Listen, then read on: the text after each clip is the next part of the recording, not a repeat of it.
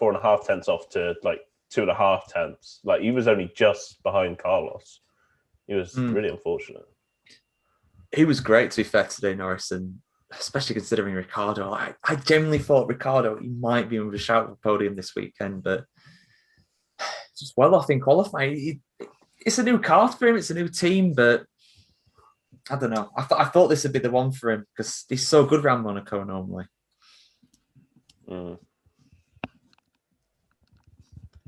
is a shame, but like he seems to be like out of all the maybe like bar Yuki, he seems to be sort of the last. Those two seem to be like the last two that's still yet to really get comfortable with the new car. Yeah, I'd agree with that. Sainz is doing bloody well. I mean, I'd say Perez isn't used to his car either, but it's just that second Red Bull seat. It's just cursed. Vettel, he did quite well today. He did do really well, yeah. 8th place. Just behind Hamilton. It's all right, get someone to crash. No, Gasly out-qualified Hamilton. It's just like crazy. It's that car. But, not fair by play a to Bottas. tiny margin either. Yeah. Bottas, fair play to the guy. He got everything out of that car today, I think. I think he did a brilliant job today in qualifying. He's got to do the job in the race tomorrow, though. He's got to finish at least third. If he doesn't, then it's that's bad. I muted that. So I think it's sort of like looking at it, it's like, right, so if Leclerc does get a gearbox penalty, what's that, 10 places, if I'm not mistaken? It's 5 for gearbox. Yeah. I'm still sticking behind Norris. Norris in 5th. Norris then into 4th. All he has to do is get the jump on signs off the start. Boom. That's podium. it. Easy podium. Yeah. Easy podium. There you go. Verstappen, Bottas, Norris. Just be a Mercedes. It must be really nice. Actually, no, don't be a Mercedes. Not this weekend. Pick another weekend. It's famous last word, but I don't think we're going to hear about Charles's penalty if he does get a penalty for a while. I feel like it's going to be like midnight tonight or something. But if it happens live, then or on the show, I'll keep my eye glued on Twitter. Yeah, it's basically just open up Twitter.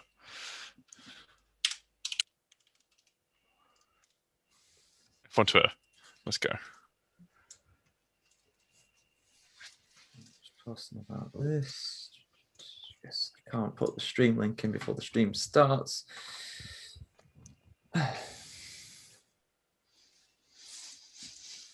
It was just so weird because I was doing the report from a site and it was like, oh shit, it's ended.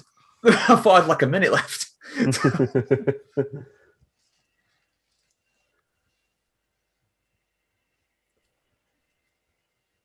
Right.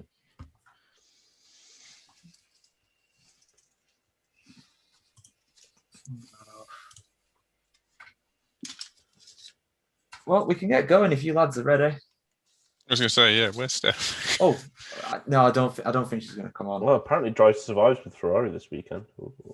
Oh, Owain, since have you finished your uni course? Are you still an engineering student or are you now a pending engineer? What's your status? I don't know. I think I'm meant to be doing a PhD, so I think it's still student.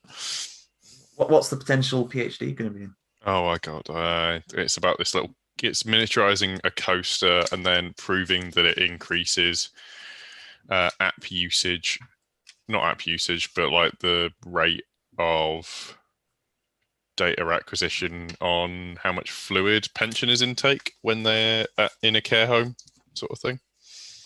Oh, it's a whole thing. I wouldn't have guessed that. But fair enough, man. It's all electronics, so it's fine. It's all good. I'd say my degree's now ended as well, so. Well, I've got you down as multimedia journalist Louis Edwards, and I'll keep you as engineering student if you want, Owain.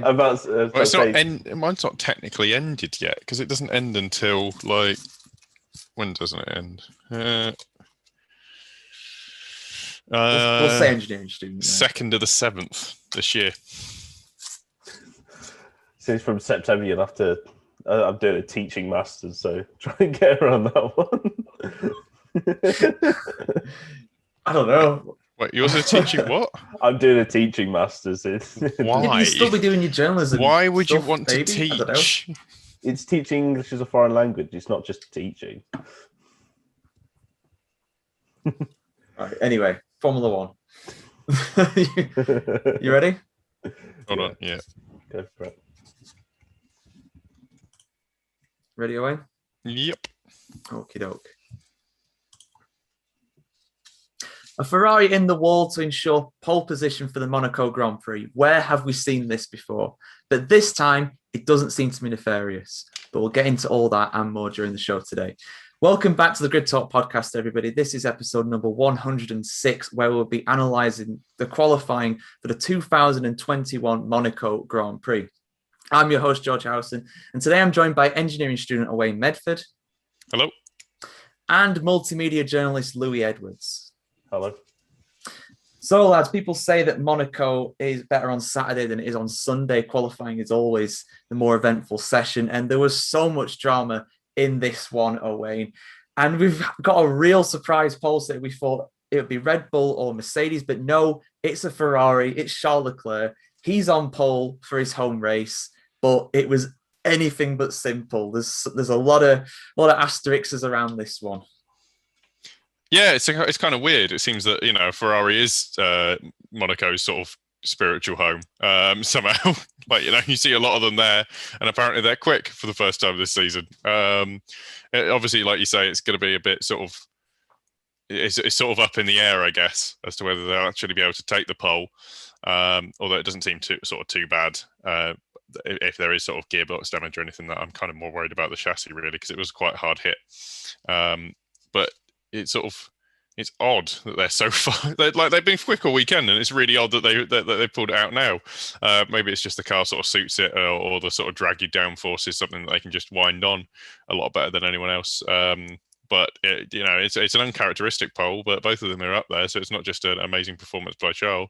And it's a good thing. Like they've sort of pulled it out of the bag because they always say to go out early in Monaco because there might be a yellow flag. Well, Charles Leclerc proved that. Sort of self-fulfilling prophecy there.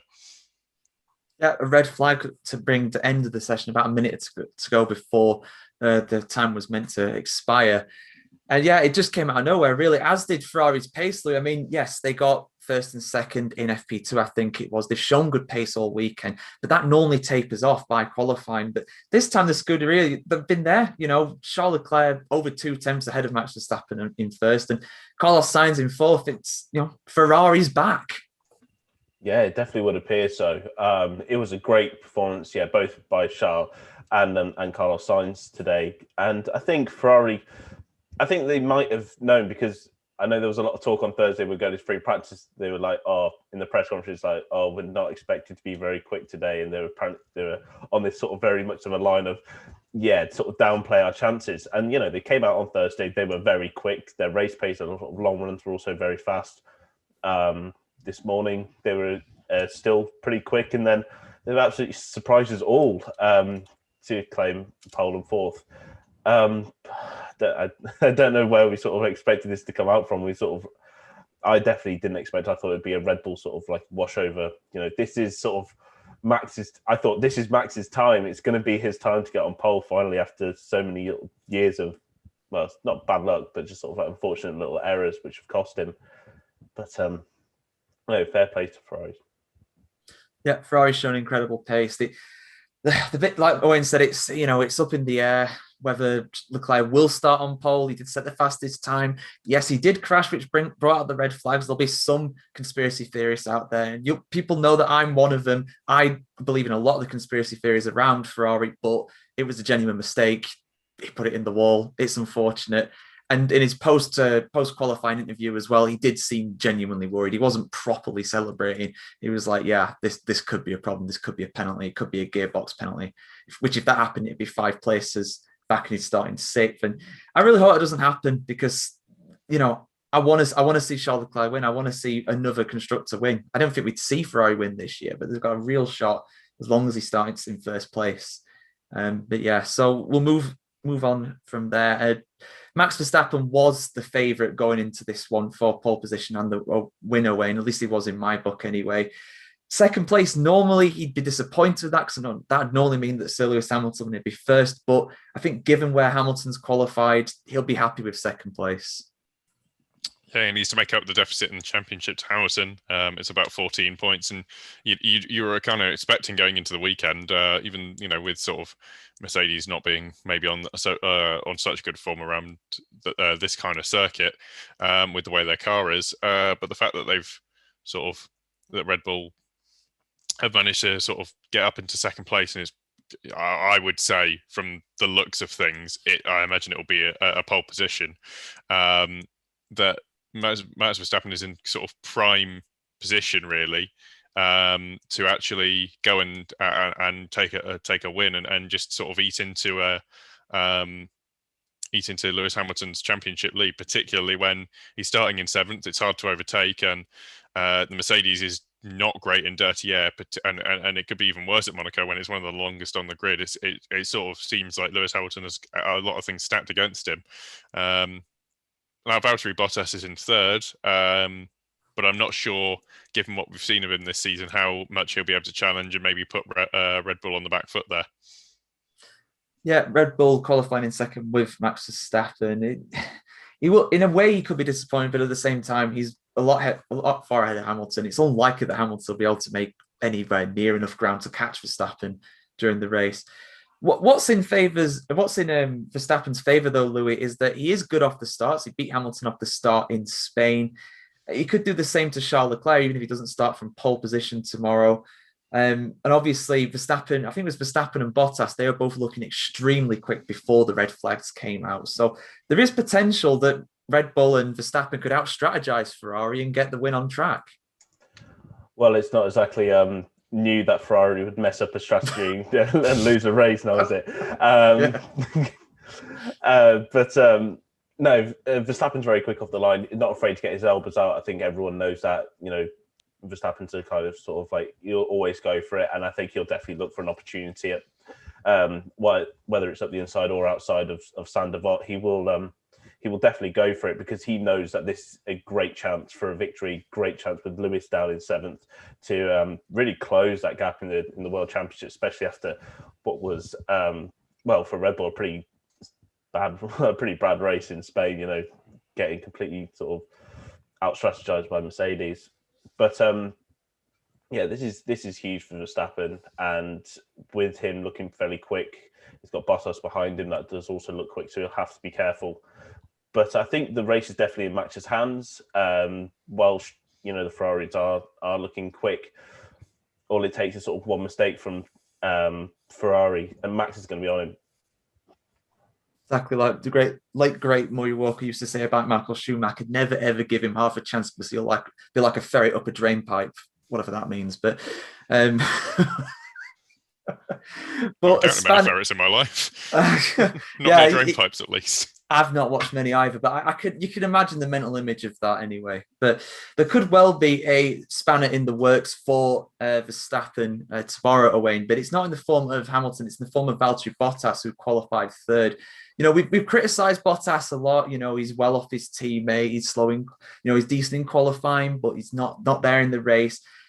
He was there in qualifying again today when Hamilton wasn't. He got the most out of that Mercedes, and he could cause Verstappen problems if he gets off the line well tomorrow. Yeah, it could be that sort of Valtteri Bottas, as much as I say that I don't see him taking it to him, he could surprise me. That's always up. Valtteri Bottas is a very good racing driver. Let's not forget that. He's not a Verstappen or a Hamilton. But he is in a Mercedes, which is kind of on its tyres, sometimes overly so, as we saw. That's partially why I think they couldn't get the speed today, is that the tyre warm-up issues, they're taking sort of 2 or 3 laps to get up to temperature. But at Monaco, you can afford that. It's not like you're going to be, you'll be hounded, but as long as you put your car in the right place and just build your tyre temperature slowly, there's a certain amount of him being able to build that, maybe have... maybe go a bit longer, use an alternate strategy to get in front of Verstappen, and Verstappen may have sort of fairly high tyre wear, which they might be able to force Verstappen into a sort of disposition or an uncomfortable position, but particularly with Sergio Perez much further back, significantly further back than Hamilton is even from Bottas. So it's, if certain things go their way, they can sort of pincer him almost. Up against the sort of tyre wear of the Red Bull and Valtteri having the sort of a slightly better strategy, and that Mercedes could use that to get in front. You never know. It's definitely possible. It all depends how these guys get off the line. But obviously, if Mercedes are struggling to heat the tyres up, they'll probably have cold tyres for the start compared to the rest of the other teams. But some guy who's on absolute red hot form is Carlos Sainz, Louis. Now, out of all the drivers that have moved teams during the off season, I'd say Carlos Sainz has impressed me the most, and he's backed it up again here today. 4th place for the team tomorrow. And you never know, could be a first podium for the team as well. Yeah, it definitely could be. The start is so important in Monaco, as we said. It's so difficult to overtake. Near impossible to overtake in Monaco. It's so narrow that all you need to do is really get the jump on Bottas off the start. Bottas is sort of always a bit 50-50 off the start, so Sainz will definitely look to take advantage of that. But I think even if he did, settle for 4th, and just sort of stuck down there, I think you could class that as a good result. The luck hasn't really gone his way with Ferrari this year. He's been, in the races, he's been quite considerably off Charles at times. So I think 4th place could be really positive, something to kick on into later on into the season. But he knows that the podium is right there if he can get it. If Charles does get a gearbox penalty, that's automatically going to put him straight into a podium place, and he'll want to defend that, very, very very hard. So I think no matter what the result, I think it's a very good, very positive weekend from Carlos Sainz. Yeah, absolutely. He's done brilliantly, and hopefully he can hold it together. I mean, obviously in Portugal he had his struggles, but that was with the tyres. Overtaking in Monaco is very difficult. Ferrari just needs to get the strategy right. It's as simple as that. If they get the strategy right, they'll be fine tomorrow, as long as obviously Leclerc starts on pole as well. Now, a guy who qualified in 5th place was Lando Norris of McLaren away. Now, normally that would be good, but it's even better when you consider it was less than half of a tenth between him and Verstappen in 2nd place. He can count himself a little unlucky that he wasn't higher up, but at the end of the day, I think he's got the most out of his car, and who knows, again, another guy who could be in contention for a podium tomorrow. Yeah, he might be kicking himself that it's just half a tenth. It's one of those things of, if I'd just done this, if I'd just been, a couple of mils slightly further left, or, going into that corner, or if I just picked up the throttle that little bit earlier. But to be honest, it's 5th in Monaco, and that's basically a guaranteed 5th or higher. We're going to talk a lot about it, but it's so hard to overtake, particularly now the cars they're 2 meters wide, sometimes look, and functionally a bit wider. And streets are it's a street.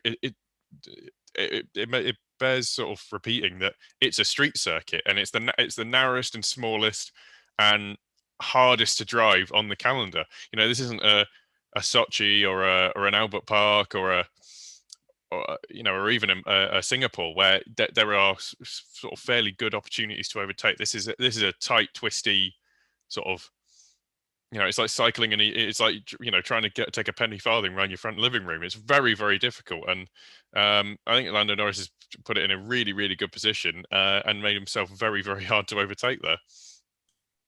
Yeah, absolutely. He's done a great job. And as we've passed 5th place, I will mention if you leave us a 5-star review on iTunes, you get a shout out at the start of the show. It really does help us out getting good reviews on there. Opens it to more people, gets it higher up in the charts. So yeah, please do that if you have an Apple account or an iTunes account. If you don't have an Apple or an iTunes account, make one. Give us a review. It only takes a few minutes.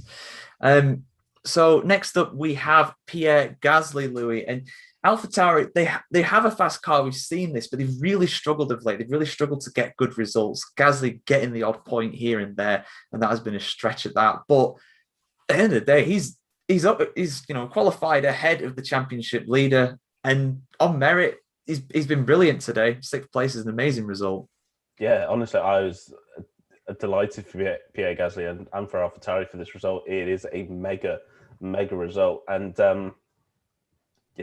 with the struggles that they've had in the last few weekends, this is huge, and to like Owain said, like where you qualify is really the minimum where you can expect to finish in the race. I know he's going to have sort of like the brunt of Lewis Hamilton bearing down, but Lewis really doesn't seem to be comfortable in his car this weekend.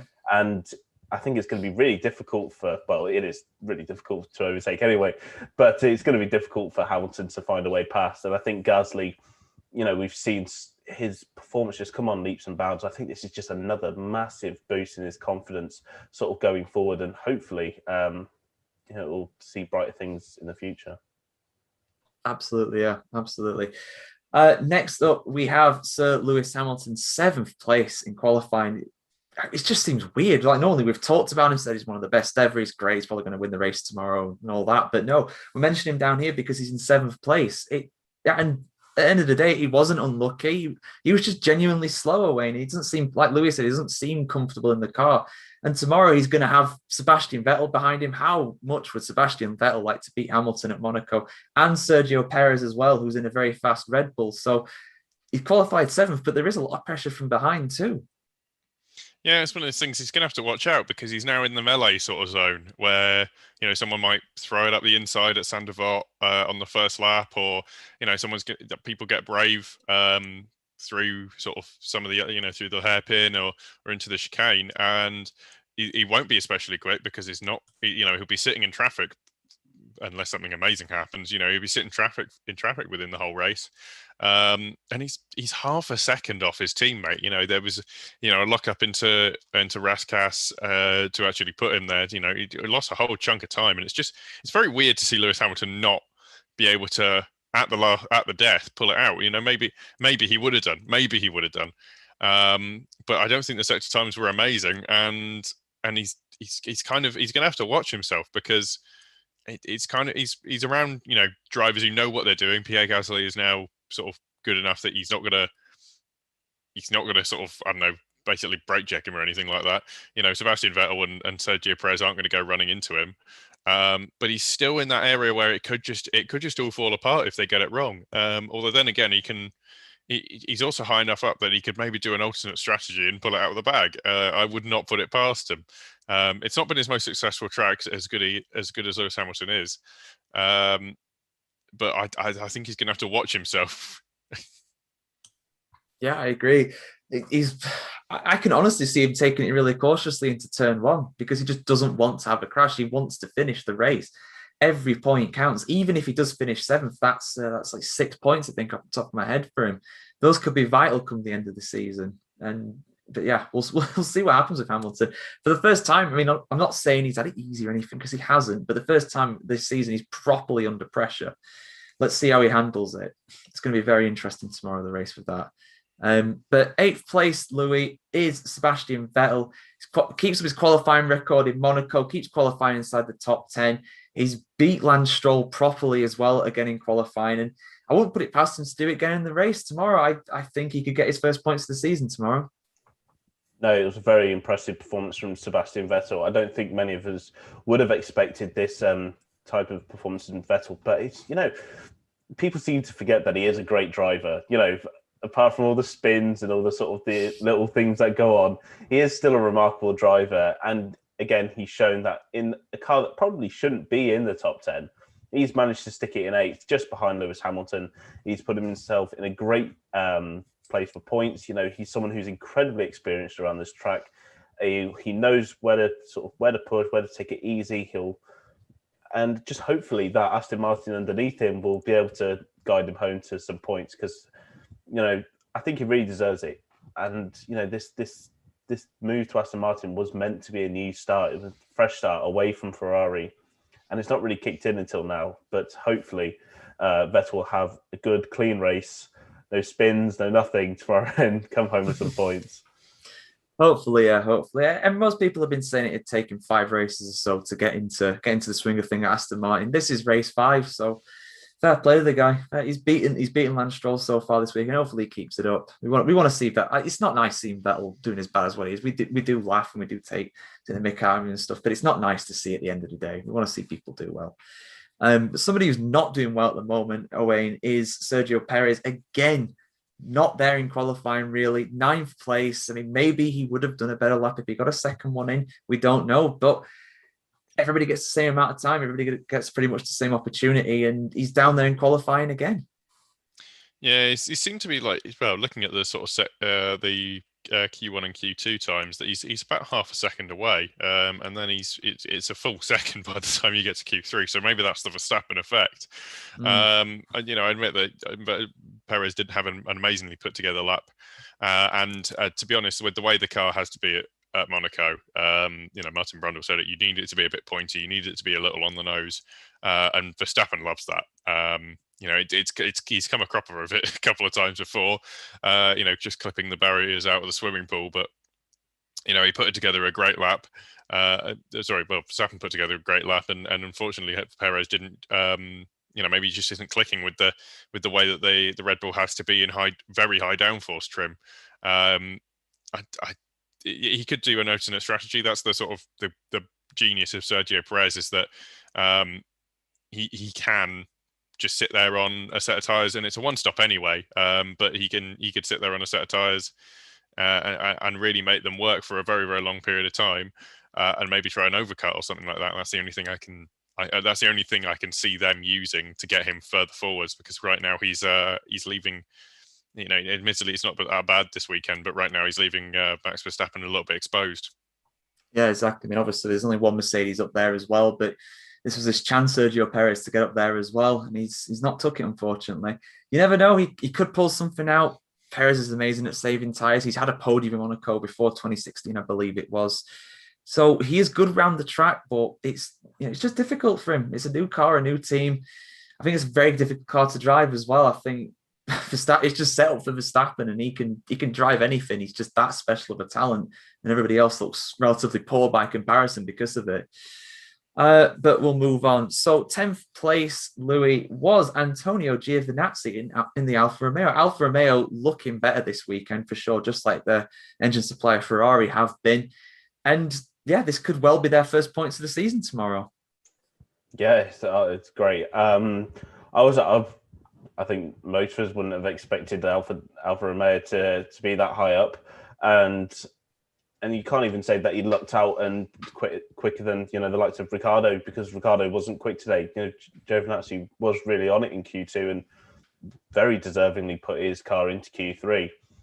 And I think, like we've said with most of the drivers, all he's just got to do is stay in his position. He's just got to defend that position, because at the end of the day, that point is going to be huge. When they're in a battle with the likes of the Williams and the Haas, every point matters. And, opportunities like this, they're not going to come around very often for Alfa Romeo this season, but especially with how compact and how tight that midfield is.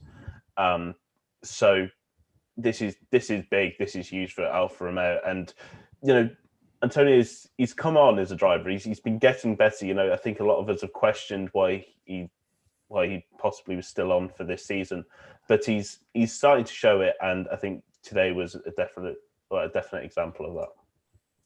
Yeah, fair play to the guy. He's beat Kimi Räikkönen all ends up around Monaco. Very good qualifying performance by him. We'll move on to the Alpines, though. Esteban Ocon 11th, Fernando Alonso all the way down in 17th. I don't know about you, Owain. I generally thought that Alpine would be good this week, and I thought the thing that had been letting them down so far was the engine, and the engine's the least important part of the car around Monaco, but not too good in qualifying today, especially for Alonso. I mean, do you think it's maybe a case of Alonso just having a bit of rustiness, not racing in Monaco for 3 years, or is he still struggling to get to grips with the car? I think he must be struggling to get to grips with the car. I mean, it's Fernando Alonso knows how to drive a car. He knows how to drive. He knows how to take it around Monaco. Monaco's not. Obviously it's difficult for everyone, but it's not exactly going to pose too many challenges for him, relatively speaking. I think Ocon's just done a great job. I think the Alpine is it's not as good as we expect to see. The Renault was very, very good a couple of years ago. Maybe those 2 years worth of changes have just taken the edge off of it, particularly in the low speed, which is what you need. But yeah, it's odd to me that Fernando Alonso would be so far away, while Esteban has put it up in a position where it's the best position they could hope for. That's not a top 10 start. If anything, it's kind of it's a good place to start without having to without having to really exert yourself, and they can take some positives from the fact that it's so close to the top 10 and they still get that free tyre choice. Yeah, that's good. He does get free choice of tyres. I'd be surprised to see too many people starting on the mediums tomorrow, but who knows? I don't know what the strategy will be best around here, to be honest, but we'll see what happens with that. Alonso struggling with the Alpine on 1 lap pace, but you'd expect him to be better tomorrow in the race. He's tremendously experienced around there. I'm sure he's won a few times as well. So, yeah, we'll see how they get on. Next up, down with Ricciardo, Louis, and 12th place in the McLaren, not making it into the top 10 again. Like we said before the show, I generally thought the guy had been with a shot of a podium this weekend before qualifying started. He's won there before. He always seems to be incredibly fast, but again in qualifying, he's miles off Norris. Yeah, it's a real shame. I think McLaren would have wanted to come into this race, and knowing that their car would have probably performed quite well, and having Daniel, who is a previous race winner here in Monaco, he always does quite well. I think it is a real shame that that he's gone out in Q2 and is qualified in 12th place. I can't really see what he's going to do from there, if I'm being completely honest. I think it's definitely going to have to come down to strategy, maybe start on an alternative strategy, maybe start on the medium tyres, go as long as you can, try and sort of get that sort of, that track sort of position. But no, it's not going to be easy for Daniel. It just really looks like he's just not as comfortable as that car as Lando Norris is. We saw Norris absolutely on rails for all 3 sessions, really putting in some very quick lap times. And Daniel's really been sort of a far cry from that. Even in practice on Thursday, he was like 15th, 16th in the FP1 and FP2. I hope for better for Daniel, but this weekend I think it's going to be pretty much null and void for him. Could be. You never know. He could surprise her through and get out there during the race. It's going to be difficult for him. He really was showing his frustration. I don't know if many people picked up on him just straight lining the Nouvelle chicane, coming back into the pits. He is pissed. He is not happy about that result, and I don't blame him, because a bad qualifying in Monaco, that is not what you want at all, especially after he showed some resurgence at Spain. Like, he beat Norris fair and square at Spain, but miles off again this weekend. Yeah, I mean, I'm not giving you a great one to talk about here, to be honest with you, Owain. Lance Stroll, unlucky 13. Not a lot you can really say about the guy. Got beat by Vettel. The Aston Martin's not the best car, but yeah, he'll try his best to be in the mix tomorrow. It's an anonymous performance, yeah. I mean, it kind of, the most I heard of him was sort of the internal running chat that we have on for the practice sessions, and that's about it. Like, he was there, I guess. It's a 13th. It's not amazing. It's not terrible. You'd be able to do something this with it were it any other track, but it's not. So it's one of those things where he could maybe make up a position or two at the start and maybe one other in the race, but he's got a chance of points if it goes very, very well for them. But apart from that, I don't think it's kind of one of those things. If you qualify anything below sort of 10th in the Monaco Grand Prix, you just want to sort of park the car and just go to the next race instead. That's a lot better for a prospect for you. Yeah, I think that's a decent bet, to be honest. Same for Kimi Räikkönen, really, in 14th. If he's mild off, so he could park up and go to his yacht and have an ice cream or something. You never know. And I won't blame him, to be honest with you. Hopefully it'll be sunny weather for him. But we'll move on from Kimi, because there's not really much to talk about. Again, it's a bit of an anonymous performance. We'll go with George Russell instead. 15th place. He made it through the Q2. I thought he'd do better than this, Louis. I thought that the Williams in clean air, in qualifying, yes, it's Monaco, it shouldn't really suit the car, but I thought in the clean air, maybe you could get into the top 10, but not quite there. The car doesn't look there. Yeah, I think despite all that George can really push that car, it's just not really going anywhere, is it? It's just, honestly, I think someone could blow on it and the arrows would be could just go. Yeah, it's not great for Williams. It doesn't really look like they're getting anywhere with that car this year. I think we came in this season with such high expectations, and I think you're right. I think a lot of us would have thought that Williams in clean air, in qualifying, at a track where it's not, it is down to the driver mostly. It's not really, of course, you need the car to to make it around the corners. But at the end of the day, it's the driver that puts a lot of input into how quick you go around Monaco, how brave you can be. And for George, it just wasn't enough, and it's kind of a shame. It is a shame. I thought this would be an opportunity. I mean, I do it as my bold prediction every week, but I did think this would be an opportunity for him to get points, but I just can't see it from there. Same for Nicholas Latifi as well, 18th. He was nowhere as well. Another guy that'll be disappointed as well is Yuki Tsunoda, Owain. Again, out in Q1. His teammate Gasly into Q3, qualifies 6th, but Yuki's down there in 16th. I think this is the third time he's been eliminated in Q1 this year so far. I mean, yes, it is his first time at Monaco, but I don't think he's going to be happy with that. Yeah, it looks kind of like he's had the wind knocked out of him a little bit. He was very, very good in Bahrain, obviously, but the sort of the next 3 rounds have not been so kind to him. And I don't think, it's one of those things. It's not going to get much better. I think, just applying some basic statistics here, he's more likely to make places down here than he is in front. And it could be one of those things where a couple of accidents could promote him up the grid it's not the grid, but up the finishing order a little bit. And he's going to have a go, and that might be all they can really ask for AlphaTauri. That's what they want in some ways, and that would help show him to the Red Bull bosses. He's got to have a go. I think that's all that he can really do. It's where he is. He needs to just sort of. You can make places just by the fact that other people would rather let you go than have an accident, and force your way through in that way. I mean, that's his only sort of route forwards, I think, personally. Yeah, I agree. It's not going to be easy for him, but it's a learning experience. He's a rookie. He's a very young kid at the end of the day, and he needs, he's going to be a bit off his teammate. He's not going to be happy with this result, but I do agree with you. It does seem like I said the wind knocked out of him after them spins in Imola. He's just not been the same, but he'll get there. He's got time. If Red Bull give him time, he's got time, because we know what they're like for changing drivers. That's right. He's in the B team. He's all good. He's got at least 3 years in there. 3 years exactly. That's it.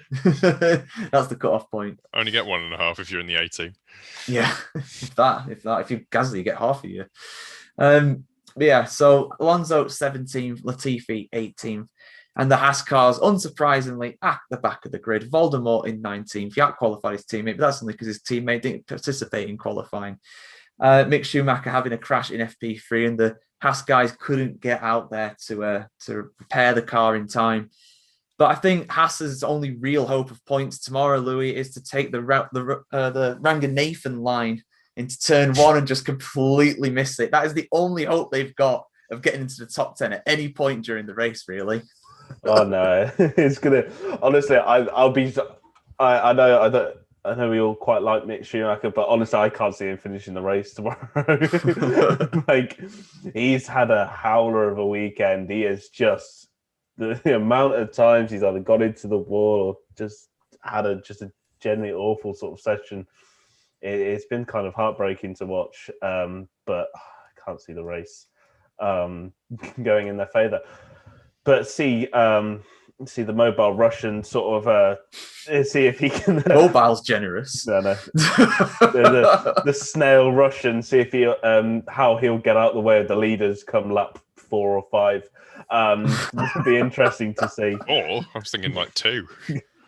This is the thing, though. Ruby and Phil and some of the people who were on the preview show did talk about this. There is a genuine danger, I think, with Voldemort in this race. I really do think he's going to hold somebody up.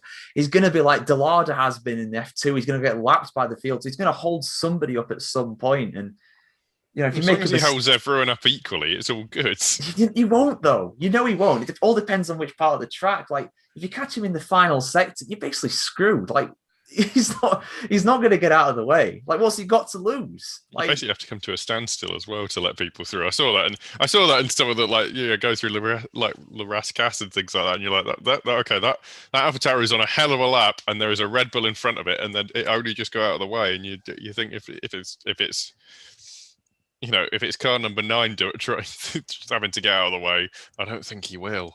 I think he'll just hold up everyone, so it'll just be a big train behind him. It's like, look at me, I'm leading the race. Oh my days. There was a bit in qualifying as well where there were like 3 cars getting out of the way at Rascasse, and they all just had to basically park it. I think Sainz was one of them. They just came to a standstill. Like, it's so, I love Monaco, but for things like that, it's so annoying because it's like that guy's lap's ruined. Like, there's nothing. I think it was Perez who got held up by that. There's nothing they can do about that. That's such a. I've got an idea for Monaco. They just have to all do it in street cars,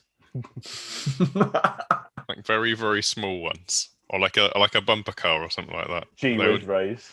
That would be more fun. To bring back the one-shot qualifying for Monaco. What could possibly go wrong with that one? But yeah, we'll see what happens with all that. I just hope it doesn't affect the race in a bad way. The Haas is a horrible car to drive. It has every chance of, he's got every chance of binning it into turn 1 or on the first lap or something. So we can hope. There's an absolute domino effect to the hairpin when he goes in solid at the back and they go to the front and just like a big train of like 10 cars all gone into each other at the hairpin. I'd be lying if I didn't try that tactic in the F1 game at some point. Monaco's are frustrating, but just turn damage off. Just throw it in there. I don't know. Why didn't he just go straight on and then just into the hotel car park up to the suite?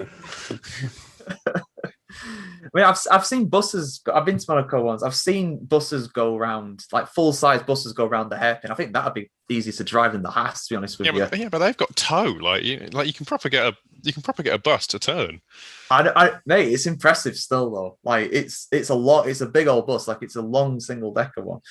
But yeah, I was just thinking, how the hell is that? I just saw it coming up from the top and thinking, how are they going to turn off? Or is that? Yeah, that's going around the hairpin. What? If anybody else has seen that, you'd know what I'm talking about. It's surreal. But yeah, so we'll call it there for we've gone through all the drivers, but go for our drivers of qualifying, our man of qualifying, our Mr. Saturdays, if you will. And you know what? I'm not going to go for what's going to be the popular option. I'm going to give a shout out to Pierre Gasly, 6th place in the AlphaTauri. A car that probably doesn't suit Monaco's track that well. I think they're better at power tracks through the Honda engine in the back. But to get 6th place ahead of Hamilton, ahead of Sergio Perez's Red Bull on merit, that's a hell of a lap. Fair play to him. Owain, who's your best performer of qualifying? Well, I've got 2. It just depends what happens. He still did a hell of a lap. So, well, no. If Charles Leclerc, see, the thing is, if Charles Leclerc doesn't have a gearbox change, it's Charles Leclerc.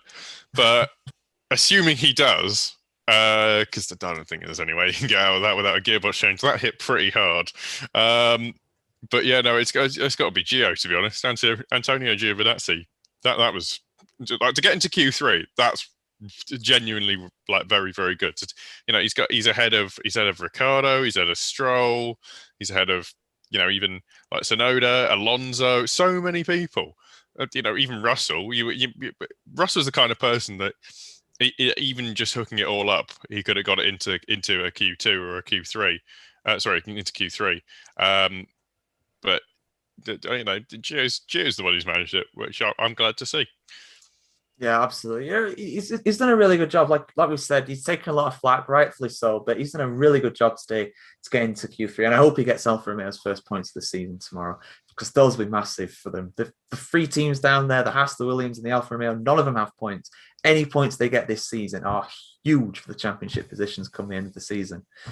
Louis, who's your Mr. Saturday? I'm going to give it to Lando Norris. I think it was an incredibly solid performance in qualifying. I think he probably would have been. I think after qualifying, they showed his sort of onboarding kind of screwed up Sander Vott a bit. Got a bit too much curb on the inside, sort of just bounced him towards almost into the barrier on the outside. So I think given another run, he could have gone possibly 10th and a bit faster, maybe, which would have been mega. Could have put him right up there. And I think just sort of in general, over all 3 sessions, he's been absolutely on rails. And I think he was unlucky to get 5th. I think he could have definitely pushed up a bit higher. Yeah, absolutely. I didn't realize that about him clipping the curb like that. If he didn't do that, he could have got second. That's easily half a second saved, right? That's sorry, half a tenth of a second saved right there. If he shaved that off his lap time, he'd be on the front row tomorrow. And if Leclerc gets a penalty, it could have been pole. That's how tight things are around the streets of Monaco. But yeah, I will allow you guys as well now to have a little plug of your media outlets. So, Louis, where can people see and hear more from you? You can find me on my blog at viewfromthecrowd.com, write about basically any sport that takes my fancy, and then also the subsequent YouTube channel, just on YouTube, View from the Crowd, and where I talk about any sports. Now that my university degree's over, I actually might start uploading again. You had a little rant about the Super League, so that was really good to listen to. So, Owain, where can I hear you write some memes articles for responses to races? Where can people find those? If you wanted to look at some tasty memes, if you go to what is it, www.sportlikepro.com. Yeah, that's it. I'll be honest, I just retweet, if you go to my Twitter account at Owzmos, that's OWZMOS, you'll see me retweet every single article that I actually write, because I don't know the name of, I don't know the website. Other than that, you know what, you can probably find me being angry in a Warzone game. Like, I don't stream or anything, but that's where you can find me. I did on Xbox Live. Oh God, not Xbox, God. Oh no, sorry, you're PC Master Race, aren't you? Yeah, but yeah. See, the problem is, you don't get FOV sliders on the Xbox version, so why would you? I don't play Warzone, so I can't comment. Anyway, so back to Formula One. Play Warzone. I was good at. I don't. But yeah, so. I'm trying. I mean, obviously, we've got the bold predictions. That's the last one, but it's just difficult for Monaco because a bold prediction around Monaco is incredibly bold. My usual one, I have zero faith in it. I'm not going to go with it. I'm going to go for something else, but I'm just not sure what. I really don't know. You know what? Mine, if you want. If no, it's all right. I'm gonna say it's not that bold looking at the standings, but I think given the pace of the cars, it is a bold prediction. Vettel to finish ahead of Hamilton tomorrow. That's my bold prediction. Louis, what's yours? I was going to say Mick Schumacher to keep it out the wall. No. That is a very bold prediction. That is a handful. And he's going to have to be avoiding leaders coming past him and all sorts. I don't envy them. That is going to be 2 hours of just torture if they make the end of the race, that is. Owain, what's your bold prediction? Yeah, right. I'm going to go with Mick Schumacher for the win. They'll have to try it. They'll have to try a. What is it? A Singapore 2008. It's genius. I see that working. Biggest sporting shock in the history. If I'm right, that's going to be amazing. But well, if it's Formula One spelt backwards, isn't it? So. I don't even know. I haven't got the brain power to work that one out. Oh, man, I just wasn't expecting. That's generally taking me aback. That is the boldest prediction ever. There's bold, and then there's sort of stupid. Yeah, Schumacher to win for the back of the pick where you think that one lands. Well, all he has to do is get his teammate to send the Dementors out, get Voldemort to send the Dementors out to attack the other drivers, and he's straight through. He's won the race. But we are available on YouTube, Spotify, Apple Music, Amazon Music, Verbal, Omni Studio, and Pocket Cast if you want to see some more amazing predictions from all of us. I'm sure these predictions will not come to bite us at all in 24 hours' time. It completely murders you. That's brilliant. Yeah. We're also available on the F1 Chronicles website as well. If you want to see our amazing reactions and how we're keeping going talking here, you can tune into our live stream as well. We do live stream the show on the F1 Grid Talks YouTube channel as well. We usually go out about an hour after the race or qualifying, or for previews, it's usually about a week before either the Sunday or the Monday, depending whether it's a double header or not. And you can also check out a back catalogue of episodes as well. Over 100 episodes now for you to get through, including Ayrton Senna documentary, Tiregate, 1994 Benetton conspiracy, and Michael Schumacher as well. You can hear about his incident in 2006 when he stopped out on track, which was fairly controversial to say the least at the time. It still is. But yes, we will be back tomorrow to review the Monaco Grand Prix. But who's going to be on pole? We don't know. Who's going to win? We don't know. But we'll be there to review everything that happens. Thank you for listening and watching. And see you for the next one. Goodbye.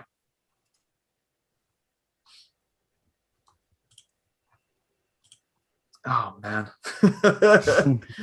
Oh. I'll tell you what, it's the thing that's jarred me the most about this one is just having 3 people on here instead of 4.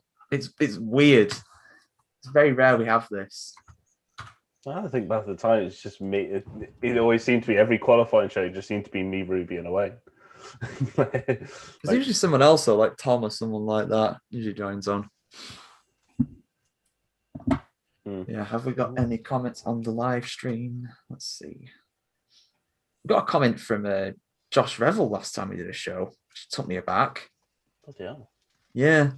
So you know Jonah on Soft Tire Podcast, and Spencer for that matter, they've got him coming on this weekend for the Monaco review, and he's put in a good word for us. So thank you very much for that, if you're listening, lads. Just been watching the F2 while we did the podcast. It's sort of lame between things, watching what's going on. Deruval has just crashed and now he's out. I didn't even realise it was on now. I thought it was on tomorrow at last race. No, feature race. No. Yeah. Aitken had a problem off the start, so he's a lap down. 2 laps down actually. So it's still Pourchaire, then Schwartzman, and then Piastri, and then Ticktum is 4th. Spoilers for those who are watching. Don't want to know the result for the F2. Yeah. There's still over half the race to go. This could change. It is Monaco. Good thing about Monaco is it's 42 laps for the sprint race. Yeah. Oh my god. A comment from AG. He says, "Hi, your thoughts on Sergio Perez's Q3 performance? Greetings from Guatemala." Thank you very much for commenting. We gave a little piece on Perez. I mean, it's just disappointing, really. I mean, he's arguably got the fast. I mean, I think I'll be generous. Today, he probably had the 2nd fastest car behind the Ferrari of all cars. That was the fastest car today, I think. But he had the 2nd fastest car, and he's in 9th again. It's just not what you want, is it? Really, and he's consistently not being good in qualifying. But in the races, he's much better. But around Monaco, it's going to be very hard for him to get much further up than 9th, I think. Mm. Yeah, I think it was definitely disappointing from Sergio. But like the point that Nico Rosberg kept trying to drill in every opportunity he got on his during his sort of while he was presenting was like always everyone seems to be half a second off of Max Verstappen, their teammate, Gasly, Albon, and now Perez always seem to be this sort of half a second off Verstappen. And it's just Rosberg sort of posed a question to Christian Horner. It's like, at what point do you stop getting rid of drivers and just accept that Max Verstappen's just amazing? That's a point, to be fair, though, because Gasly, we know he's good. Like, he's done amazingly well for AlphaTauri since going back. I don't think Albon's a bad driver. Sorry, Carl. I know Carl from Monkey Seat would very much disagree with me on this one, but I don't think he's a bad driver at all, Albon. I think he's decent. They're just being shown up by how good Verstappen is. And the car as well. The car is obviously set up for Verstappen. It's tailored to their best driver. It's the Lewis Hamilton problem all over again, isn't it? So what? Sorry, it's the Lewis Hamilton problem all over again. That it doesn't matter how good the other drivers are. They're not Lewis Hamilton, and Lewis Hamilton's just got that extra sort of 5 or 10% that just makes it. Yeah, exactly. Makes him better. Exactly. I mean, actually, it's probably not even 5 or 10. It's probably that 1 or 2%. It's just makes a little bit. Sorry, go on. I said it's just that sort of marginal gain. So it's just how late you want to brake, how early you want to get on the throttle. It's just some drivers have that instinct and some of them don't. And I think it is clear when you've got the likes of Max Verstappen and Lewis Hamilton, who are heads and shoulders above their teammates. And the reason why is just because they are that much better. Like Mercedes have always, like, no doubt Bottas is a good driver. Like, don't get me wrong, but he's not Lewis. He is nowhere near Lewis Hamilton and never will be near Lewis Hamilton. No matter how many years you give him at Mercedes, Bottas will never beat Lewis Hamilton. Yeah, I totally agree. I mean, you put almost any other driver in that second Mercedes and they will struggle, especially at first. Like, even if you put Leclerc or Verstappen or I'm trying to think who else. Russell. Even if you and Russell as well. Like if you put any of them three drivers in there, you can argue, they have as much talent as Hamilton, but Hamilton is used to the car. He knows how that team works. He knows how to win. And you'll have, like Bottas, you'll have the odd time when they beat them. But Hamilton, it just has ridiculous consistency. 100 poles, nearly 100 wins, I don't even know how many podiums, like 180 podiums probably now or something like that. It's about not even 300 starts. It's a ridiculous rate how he's done this. Yeah, he's had the best car for the last 7-8 years now. Of course he has. But he's just blown everybody out of the water. The combination of Hamilton, the car, and the team, it's just unbeatable. Well, I always find it quite funny that they say, it's just a car, which is actually, if anything, proves that he is a special driver, because they're then like sort of admitting that their teammate isn't as good, which means that they must be significantly better than their teammate, who have always been world-class drivers. Yeah, absolutely. If it was all the car, they'd be getting 1-2 every weekend. They haven't got a single 1-2 yet this year. Yeah. I can understand. While I may have thought Rosberg was a bit of a worse for sort of tapping out after 2016. Quit when you're ahead. Like No, I think when he talks about how much it took to beat Lewis that season, that's enough for anyone just to go, I'm done. I can't do that again. I think you go into 2017, Lewis would have wiped the floor with Nico. I don't think Nico had anything left after 2016, because he did. He had to give absolutely everything to win that season. Absolutely, yeah. He did all sorts. He did like meditation and some ridiculous training courses and everything. Yeah, at the time I thought, he's just tapped out there. Like, what the hell are you doing, Nico? Well, he had to become a robot to do, to beat Hamilton, when Hamilton was just like, going and doing his, living the jet set life, basically living like a rock star, and then turning up on a Friday, on a Thursday, and then doing all the bits of a Formula One weekend, and then going home. Yeah, I mean, Hamilton works hard. He works really hard. Like he works out and everything. He does his training, but he doesn't really do much testing and stuff like that. He just goes in the car and he just beats everybody. He's got insane natural talent. He really does. Yeah, even he said that he doesn't find the visualization thing helpful. He doesn't find the track walk helpful. Yeah, because we all learn in different ways at the end of the day. Yeah, I just mean he's clearly good enough that he can not do those things, not have to he can basically just turn up and just kind of do it on a lap, which is at this point we've got he's got over a weekend he'll have 3 hours in the car, at max, before he the total time in the car, we're talking 6 hours in the car, and 2 of those are in the race. So I think that's quite impressive that you can still just sort of turn up and deliver that. Yeah, absolutely. Anyway, lads, I'd love to keep chatting about this, but I've got to get going. But not a problem. Yeah, no. Yeah, Are you all right for the show tomorrow, Louis? To be on it.